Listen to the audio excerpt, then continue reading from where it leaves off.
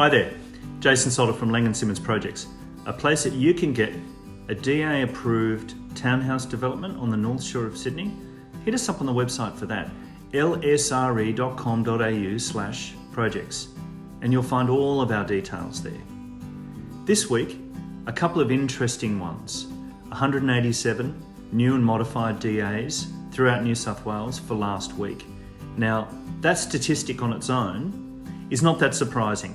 That's about right. 100 to 200, it varies from week to week, depending on the reporting accuracy and the willingness of developers to actually reveal what they're doing. But the most amazing statistic is the amount of small to medium-sized developments, and they've all heeded my advice. Everyone who's got a 50 to 100 unit development right now is, if they've got the pre-sales and they've started construction, fantastic, you'll be okay. I think that the market for off-plan will gradually improve in that space, but the small to medium-sized townhouse developments and apartments developments are fantastic right now because they reveal an owner-occupier trend or an underpinning of prospective purchasers that were not investors. They just want somewhere to live, they want to downsize, and they want to stay in the area they're in. And that is what we're noticing. So out of the 187 from last week, there is a huge increase in the number of small to mediums, and we're finding it in our own practice. So at the moment, we've got 3 small to medium sized projects that we've got selling off the plan, and we've got a couple of small sites for sale, as well as a couple of larger ones that we've got in the wings.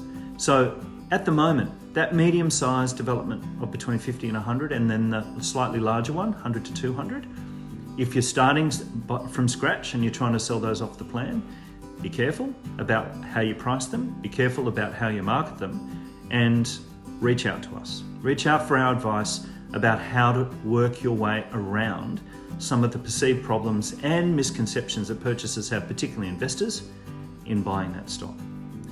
We're due for we're due for a slight interest rate reduction today being Melbourne Cup Day 2020, first Tuesday in November. And I'm doing this report before that drops, but all the money is that it's going to be a reduction. Whether we need that reduction in the housing market right now remains to be seen. You know, there is a tendency for regulators to overreach slightly in respect to the whole amount of data that's available to them of what interest rate reductions represent. But in the housing market right here, right now in Sydney and Greater Sydney, there is an express train which has just left the station. And what we don't want is we don't want interest rates to rise significantly higher than the way that they've been dropping incrementally in the next 18 months to 2 years. Now they're talking about interest rates being on hold for a period of time.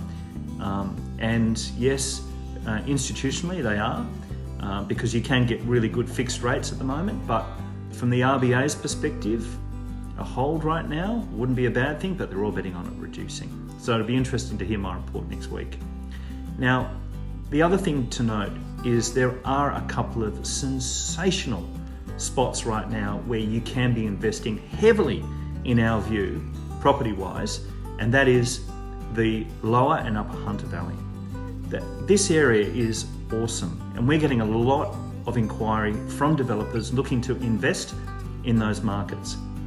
So if you do have the opportunity to be able to reach out to us with a potential site that you think might be worth us looking at and doing a DD on, you might be surprised at the number that we can get a Sydney-based developer to pay. So keep that in mind. As I said, lsre.com.au/projects is our website, and all my details are there. That's all for this week. Slightly longer report than average, but we have more to report on. And I hope to hear from you really soon. Have a great week.